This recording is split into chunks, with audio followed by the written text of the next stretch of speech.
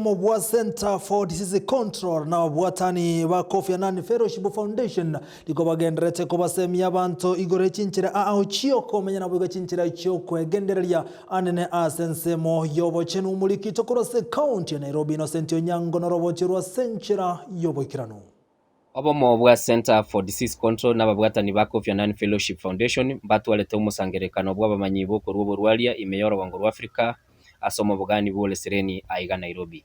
The Africa's new public health order has 4 very key pillars. The first pillar is strengthening our health institutions on the continent and the country level.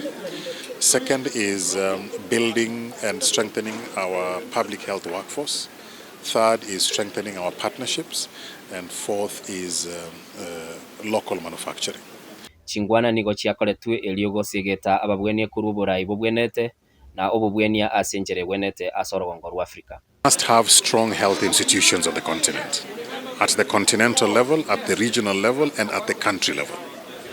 Second is we must have the right experts to be able to run those institutions. Moye uyu nigo chengerete abarayemera ongebere abagendete ko soma maiga yokonyore sponsorship kurwa ase kiumbe gya Kisii and Nyamira Fellowship Foundation.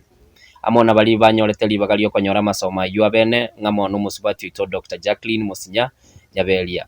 Opportunity ngia asenje first of all buna umusubati naende buna a professional ya public health na I'm hoping inge kerona kodri ninyara ko bagingo enane contribution yane ninyara ko bagingo support amangana public health in Africa naenda se Kenya yons. Mwako uyo igani go ikirenga kialenge igiyogotinya oburayi bwokurwa obubwenia buchia asabanto imeyoro wango Africa.